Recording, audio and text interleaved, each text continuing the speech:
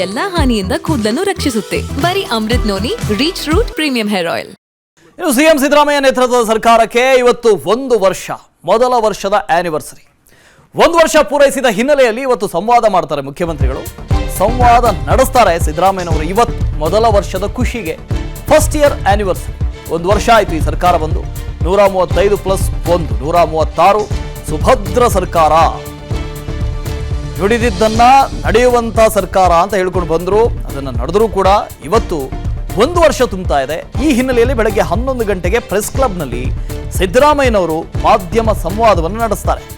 1 ವರ್ಷದ ಸಂಭ್ರಮಾಚರಣೆಯನ್ನು ಮುಂದೂಡಲಾಗಿದೆ. ಈಗಾಗಲೇ ನೀತಿ ಸಂಹಿತೆ ಇದೆ. ಈ ಹಿನ್ನೆಲೆಯಲ್ಲಿ ಜೂನ್ 7ರವರೆಗೆ ನೀತಿ ಸಂಹಿತೆಯ ಹಿನ್ನೆಲೆಯಲ್ಲಿ ಮುಂದೂಡಿದ್ದಾರೆ.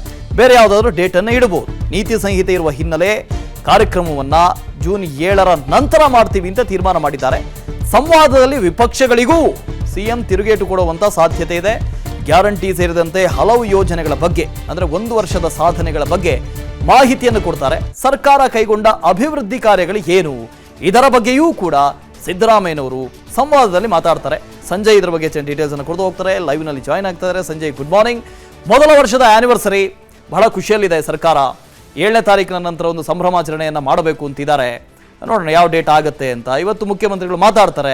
ಈ 1 ವರ್ಷದ ಸಾಧನೆಗಳ ಬಗ್ಗೆ ಮಾತಾಡ್ಬೋದಾ ಅಥವಾ ಆರೋಪಗಳ ಬಗ್ಗೆ ಮಾತಾಡ್ಬೋದಾ ಅಂತ, ಅದಕ್ಕೆ ಸ್ಪಷ್ಟೀಕರಣ ಕೊಡ್ಬೋದಾ ಅಂತ. ವಾಸು, ಏನು ಸಿಎಂ ಸಿದ್ದರಾಮಯ್ಯನವರ ಸಿಎಂ ಅಂಡ್ ಅವ್ರ ಟೀಮ್ಗೆ ಒಂದು ವರ್ಷ ತುಂಬಿರೋ ಸಾಕಷ್ಟು ಖುಷಿ ಆಗ್ತಾ ಇರ್ತಕ್ಕಂಥ. ಯಾಕಂತಂದರೆ ಭರ್ಜರಿ ಬಹುಮತದೊಂದಿಗೆ ಕಾಂಗ್ರೆಸ್ ಸರ್ಕಾರ ಅಧಿಕಾರಕ್ಕೆ ಬಂದು ಈಗ 1 ವರ್ಷ ಆಗಿರ್ತಕ್ಕಂಥದ್ದು. ಏನು 2023ರಲ್ಲಿ ಬಂದಂಥ ಸರ್ಕಾರ ಈಗ ಒಂಥರ ಖುಷಿಯಿಂದ ಕಾಂಗ್ರೆಸ್ ನಾಯಕರು ಇರ್ತಕ್ಕಂಥದ್ದು. ಯಾಕಂತಂದರೆ ಯಾವುದೇ ರೀತಿ ಅಡೆತಡೆಗಳು ಸಿಎಂ ಸಿದ್ದರಾಮಯ್ಯ ಇಲ್ಲ. ಯಾಕಂತಂದರೆ ಗೊತ್ತು, ಕರ್ನಾಟಕದ ರಾಜಕೀಯ ಇತಿಹಾಸ ನೋಡಿದ್ರೆ ಒಂಥರ ಆಪರೇಷನ್ ಕಮಲ ಆಗಿ ಸರ್ಕಾರ ಸುಭದ್ರ ಇರಲ್ಲ ಅಂತಕ್ಕಂಥ ಘಟನೆಗಳು ಹಿಂದೆ ನಡೆದಿತ್ತು. ಆದರೆ ಈಗ ಆ ರೀತಿ ಇಲ್ಲ. ಯಾಕಂತಂದರೆ 136 ಸಂಖ್ಯಾಬಲದ ಸರ್ಕಾರ ಇರ್ತಕ್ಕಂಥದ್ದು. ಸರ್ಕಾರ ಬೀಳಿಸ್ತಕ್ಕಂಥ ಯಾವ ಪ್ರಯತ್ನಗಳು ಸಾಕಷ್ಟು ಕಷ್ಟ ಇರ್ತಕ್ಕಂಥ ರೀತಿಯಲ್ಲಿ ಸಿಎಂ ಸಿದ್ದರಾಮಯ್ಯ ಆಡಳಿತವನ್ನು ಚೆನ್ನಾಗಿ ನಡೆಸ್ಕೊಂಡು ಬರ್ತಾ ಇರ್ತಕ್ಕಂಥದ್ದು.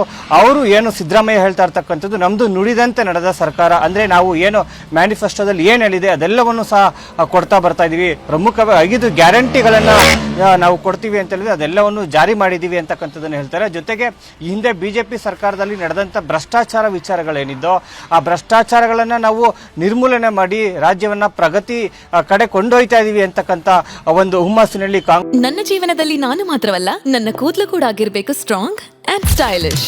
ಬರೀ Amrit noni reach root premium hair oil ನೊಂದಿಗೆ. Reach root premium hair oil. Congress ನಾಯಕರು ಇರ್ತಕ್ಕಂಥದ್ದು ಇಂದು ಸಂಭ್ರಮಾಚರಣೆ ಮಾಡಬೇಕಾಗಿತ್ತು. ಆದರೆ ಲೋಕಸಭಾ ಚುನಾವಣೆ ಹಿನ್ನೆಲೆಯಲ್ಲಿ ಏನು ನೀತಿ ಸಂಹಿತೆ ಜಾರಿ ಇರೋದ್ರಿಂದ ಯಾವುದೇ ರೀತಿಯ 1 ವರ್ಷದ ಪ್ರತ್ಯೇಕವಾದ ಸುದ್ದಿಗೋಷ್ಠಿಯನ್ನು ನಡೆಸ್ತಾರೆ. ಆದರೆ ಬೆಂಗಳೂರು ಪ್ರೆಸ್ ಕ್ಲಬ್ ಒಂದು ಸಂವಾದ ಕಾರ್ಯಕ್ರಮವನ್ನು ಇಟ್ಕೊಂಡಿರ್ತಕ್ಕಂಥದ್ದು. ಈ ಕಾರ್ಯಕ್ರಮದಲ್ಲಿ ಸಹಜವಾಗಿ ಸಿದ್ದರಾಮಯ್ಯನವರು ಮಾತನಾಡ್ತಕ್ಕಂಥ ಸಂದರ್ಭದಲ್ಲಿ ಅಧಿಕಾರಕ್ಕೆ ಬಂದ ನಂತರ ಸರ್ಕಾರ ಯಾವ ಕ್ರಮಗಳನ್ನು ತೆಗೆದುಕೊಳ್ತು ರಾಜ್ಯದ ಅಭಿವೃದ್ಧಿಗಾಗಿ, ಜೊತೆಗೆ ಗ್ಯಾರಂಟಿ ಯೋಜನೆಗಳನ್ನು ತೆಗೆದುಕೊಂಡಿದ್ದು ಅಂತಂದರೆ ಒಂದೇ ವಾರದಲ್ಲಿ ಗ್ಯಾರಂಟಿ ಯೋಜನೆಗಳು ಜಾರಿ ಆಗ್ತವೆ.